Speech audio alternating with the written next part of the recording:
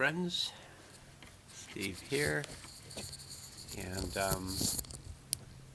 today I'm thinking that I should have gotten my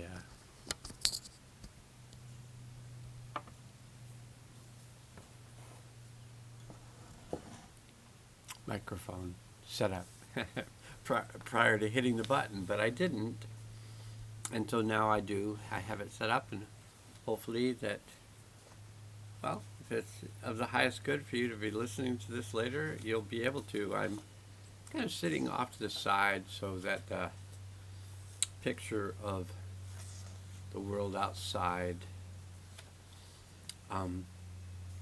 can be seen to some degree.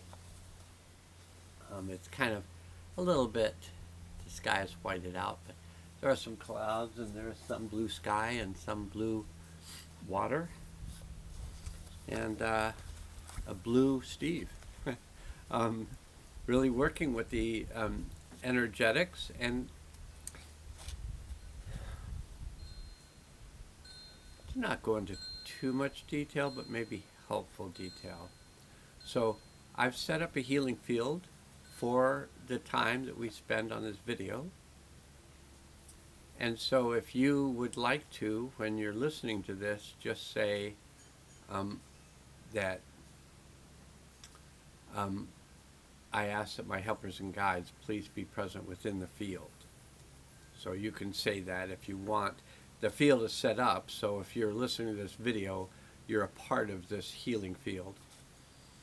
And there's some event that we're clearing, but I don't tend to look at them anymore because I can clear them without looking at them. So I'm going to show you the, to me, a really interesting picture. You can pause it if you want to look at it longer, but that is artwork by Yana Istoshina, which she called Northern Festival. And that is the calendar picture for the second month of the 13 moon lunar year, which is the lunar moon of challenge. The first moon of the year was the magnetic. So in the lunar tones, the first tone is the magnetic tone, and the second tone is the challenge. Magnetic tone. Second is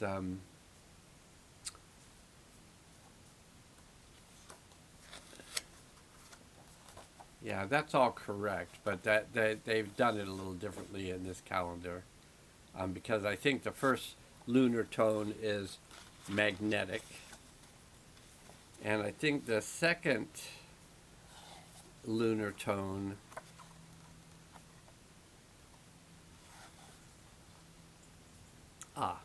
that's why it says lunar tone. The second lunar tone is lunar, and the third is electric. So I had forgotten that the second lunar tone was lunar. So this is the lunar tone. And I'm doing a little bit from cartoons in the 50s. I'm doing the lunar tunes. Okay, so I'm going to give you the 3 words related to lunar tone 2. And so when there's 1, there's just 1. And then when there's 2, there's polarity between the 2. And so one of the words of the lunar tone, second lunar tone, is to polarize. And the second word associated is to stabilize. And the third word is to challenge.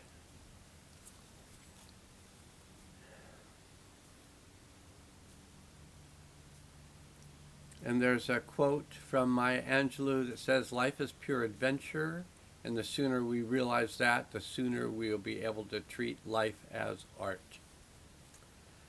So this is the third day of the second month. And today is a day of the red planetary moon, kin number 49 of the 260 kin.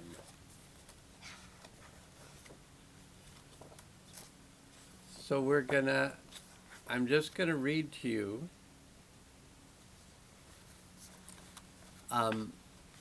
about the planetary lunar tone. So like I said, the first tone is a magnetic tone, the second tone is lunar, the third is electric, the four is self-existing, the fifth is the overtone, the sixth is the rhythmic tone, the seventh is the resonant tone, the eighth is the galactic tone, the ninth is the solar tone, and the 10th is the planetary tone.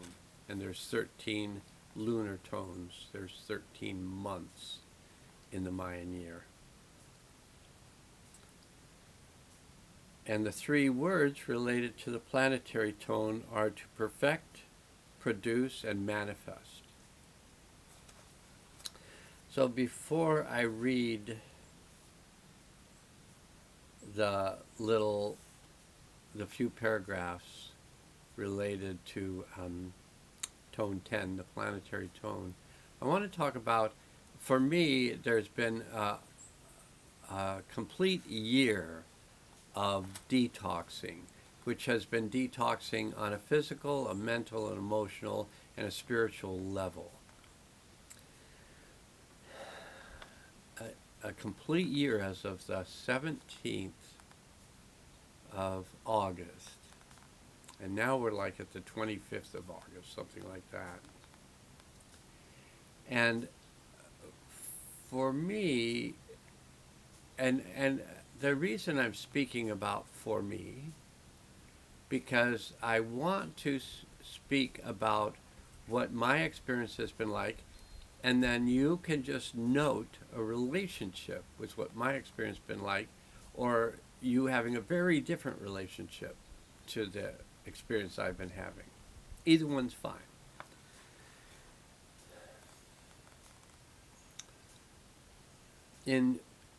So while we're doing this healing work, notice while you breathe and listen to the words, notice the places where you feel constriction, tightness, tension, and notice the place where you feel relaxation, openness, flow. And just compare one area to another area while I'm speaking. So in the end of January of 2020, my guides asked me to do something that seemed at the time to be way outside my abilities. I was primarily working with individuals, one-on-one, over the phone, doing energetic healing work with them, for the most part holding a space while they released some things that were no longer of use to them. At the end of January 2020, I was asked to set up a healing field for the planet. And I laughed. When I was asked to do that, I said, that seems way beyond my abilities. And they pointed out to me that they were my teachers. I don't know if I'm their teacher. I'm teaching them something, but it's not something they necessarily want to be learning. But they are my teachers. They've been my teachers in this lifetime, for this lifetime. And I trust them. So they're like, we don't ask you to do things that are important to us if we sense that you're going to fail. So you can know that you can do this, and it's just a matter of you coming into a place of experiencing it. So I went through the process of setting up a healing field. This time, instead of for an individual, this time it was for the planet. I set up the field, everything was in place, everything felt okay, and then my job was just to ground the disturbed energy. And you can imagine if if you had guides, or you listened to your guides, or you've been working with your guides, and maybe you have been, if they had asked you to do something that just seemed so ridiculous to you, and then they told you could do it, and then you did it, and then it seemed even more ridiculous to you, to ground the energy of the planet. So anyway, within 4 days, I thought, I'm going to die. I'm truly going to die. This is going to kill me. There's way too much energy for me to work with. And I told them that I didn't think that I could do this. And they said, well, we know you can do this, but you may just need to call in some help. So call in your friends, call in your clients, call in your students, ask them to help you ground this energy, and I did. And almost immediately, there was quite a response. I sent out emails and text messages, and there was quite a large response. I think it was initially 111 people said that they would help. It was easy, immediately seemed easier, and it continued to seem easier for about a year and for about a year and a half. But about after a year of doing this, I really asked for some time off, and I was literally given, I think, 2 days where I could just not ground the energy of the earth. And then they said, we need you back. So anyway, now it's been 4.5 years. And the past year has been pretty interesting in that my body has been, and I've been stimulating it, but my body has been in an almost nonstop detox process, which has made me feel kind of sick and kind of lacking in energy, things that a lot of my clients have been telling me that they've been feeling. But I had done plenty of fasting and detoxing in the past, so I knew that these were some of the things that one might experience, but I never imagined it going on for over a year. And in the past week or so, I've had a few really good days, clarity of my thoughts, clarity of my feelings, my body working well, having energy, getting things done, being organized. I've had a few kind of good days. Has a few good days in a year. I used to have a few good days in a day. I had a lot of energy, and I got a lot accomplished.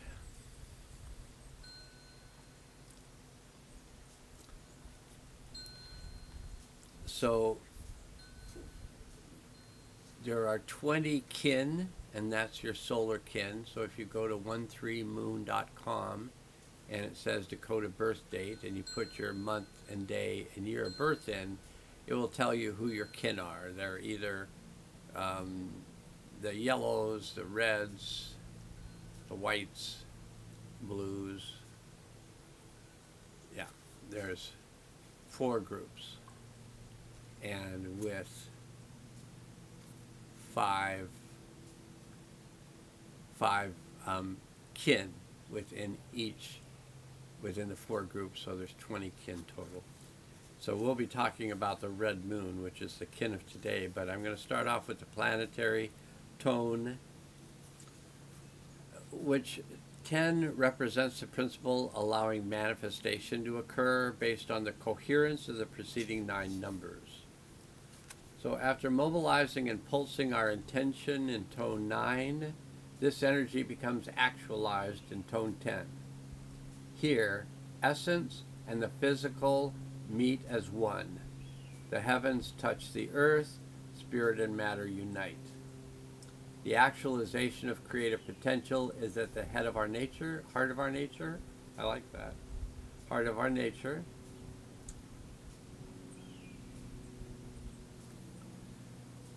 Bringing depth, richness, and importance to our lives. The entire manifest world is imagination brought to life. Planetary cues us, the planetary tone cues us to consider what we are producing in our lives and by what means. How are we manifesting our dreams? Are we incarnating our ideals? All that we bring to this world, our thoughts, words, and deeds, contribute to the planetary equation. Planetary directs without judgment, there's only perfection. To achieve maximum productivity, strive wholeheartedly to perfect all that you endeavor. Yet also accept that there is an already existing inherent perfection in all that is manifest, as it is, simply because it is manifest. Attempting to be overly perfectionist is actually counterproductive. Rather, allow perfection to be a continual process of aspiration. Let us delight in all that we have to bring to this planet and enjoy all that this planet brings to us.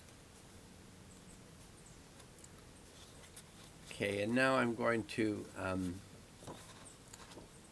read the information about red moon and what a red moon day is about. And red moon initiates, and red moon is related to the root chakra.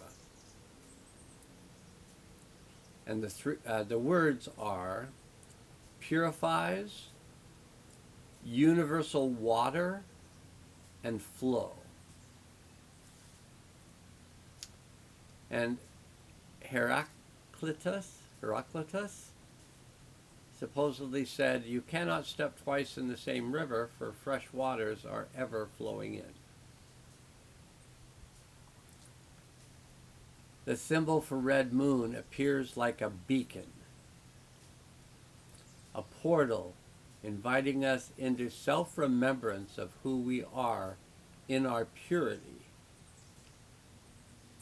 Red moon is a messenger of the ever-present opportunity to renew one's being,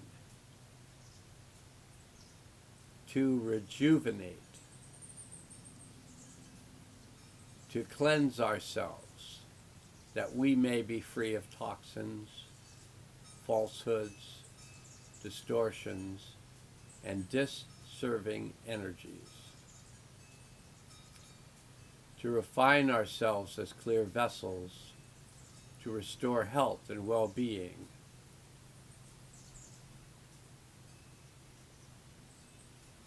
Perhaps the strongest forces of purification are gratitude and forgiveness, acknowledging the totality of our human experience as a divine gift, and remembering we are ever learning, innocent students of life.